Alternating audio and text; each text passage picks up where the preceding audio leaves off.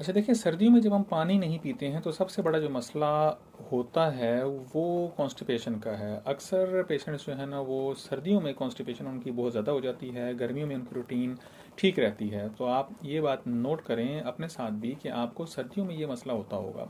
सबसे बड़ी वजह उसकी ये है कि बॉडी की रिक्वायरमेंट तो होती है पानी पीने की, लेकिन ज़रूरत महसूस नहीं होती है क्योंकि सर्दी है। और सर्दी होने की वजह से हम ये समझ रहे होते हैं या बॉडी में जो है ना उसकी ज़रूरत महसूस नहीं हो रही होती कि हमें पानी पीना चाहिए है।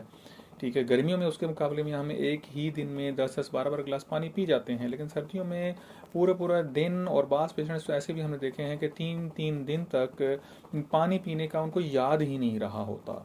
और उसकी वजह से फिर कॉन्स्टिपेशन हो जाती है, फिर किडनी में पेन होने शुरू हो जाती है। तो याद रखें कि सर्दी हो या गर्मी, पानी पीने की जो रूटीन है, जो इनटेक है, वो आपका ज़्यादा ही होना चाहिए है।